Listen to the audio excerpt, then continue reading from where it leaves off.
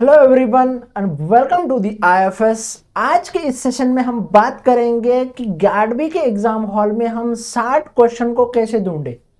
क्योंकि हमेशा हमने देखा है, मुझे कमेंट बॉक्स में कमेंट आते हैं, डाउट आते हैं स्टूडेंट लोगों की कि सर 60 क्वेश्चन जो है उनको कैसे टारगेट के किया जाए, उनको कैसे ढूंढ सकते हैं।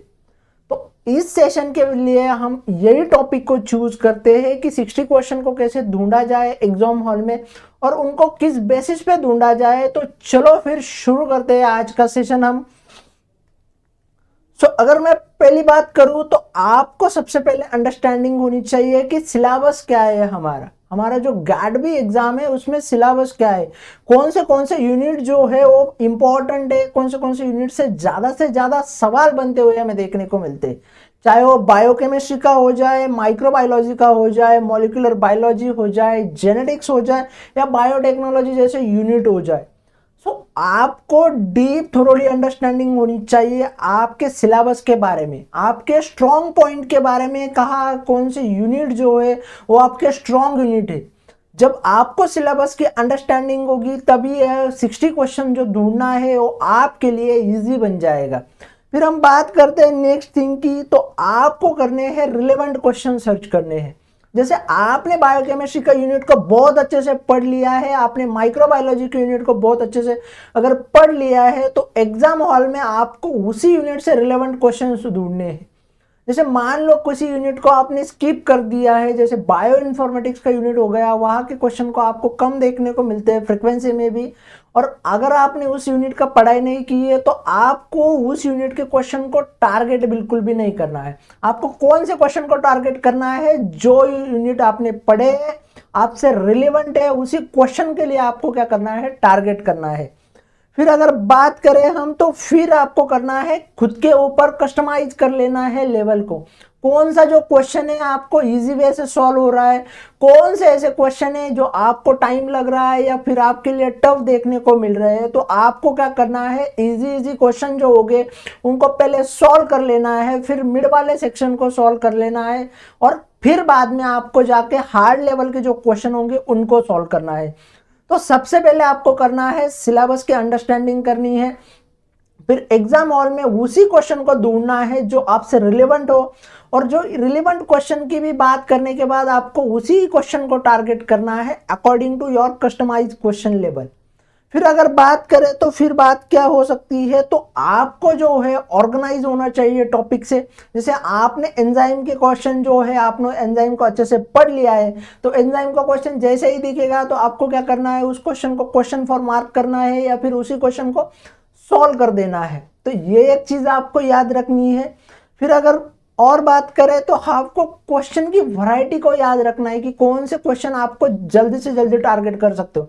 कोई बच्चा ऐसा होगा हमारा जिसको कैलकुलेशन के क्वेश्चन अच्छे लगते होंगे, कोई बच्चा ऐसा होगा जो एक्सपेरिमेंटल क्वेश्चन को अच्छे से सॉल्व कर पा रहा होगा, कोई बच्चा ऐसा होगा जो थ्योरेटिकल क्वेश्चन को टारगेट करना चाहता है, या कोई बच्चा ऐसा होगा वो डायरेक्ट क्वेश्चन को टारगेट करना चाहता है। जैसे रट्टा बेसिस पे होता है कि डायरेक्टली नाम पूछ लिया किसी प्रोटीन का फंक्शन पूछ लिया। तो आपको आपके अकॉर्डिंग क्वेश्चन को ढूंढना है, आपके अकॉर्डिंग क्वेश्चन की वैरायटी ढूंढनी है। तो हमने आप तक 5 चीजों के बारे में बात की। अब देखते हैं हमारी नेक्स्ट बात क्या हो सकती है। तो नेक्स्ट जो पॉइंट होगा आपका, तो वो आपको ऑनलाइन टूल का यूज करना है ड्यूरिंग आपके प्रिपरेशन। जितने ज्यादा आप ऑनलाइन टूल्स का यूज करोगे आपको उतना ही बेनिफिट होता जाएगा।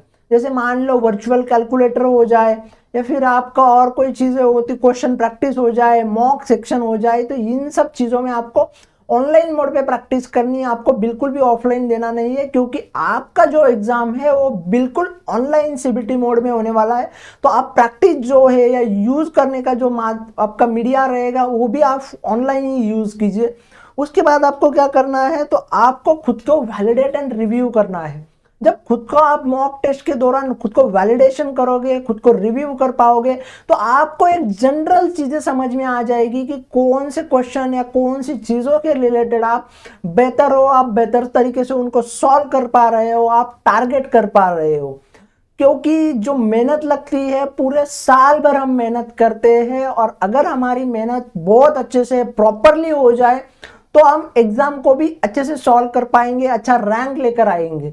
ऐसा नहीं करना है हमें कि पूरी साल भर मेहनत करें और हमारे मेहनत के ऊपर थोड़ी कुछ चीज़ों से रिलेटेड पानी फेर जाए। हमें एग्ज़ाम को टारगेट करना है, हमें एग्ज़ाम में अच्छे रैंक के साथ हमें ऑल इंडिया रैंक 50 टॉप 50 में आना है, तभी जाके हमें ड्रीम कॉलेज मिल जाएगा, हमारा सपना पूरा हो जाएगा दोस्तों। जो भी बच्चे हैं हमारे, उन्होंने अभी तक हमारा IIFS का ऐप डाउनलोड नहीं किया है, तो उनके लिए कह रहा हूं कि ये जो स्कैनर दिए हैं यहाँ पे स्क्रीन के ऊपर, वहां से IIFS का ऐप डाउनलोड कर लो।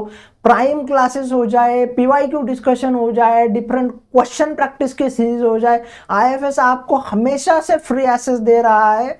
तो जाइए, ऐप को डाउनलोड कीजिए, खुद को रजिस्टर कीजिए और अच्छे से प्रिपेयर होके एग्जाम को दीजिए और अच्छा सा एग्जाम में रैंक हासिल कर दीजिए।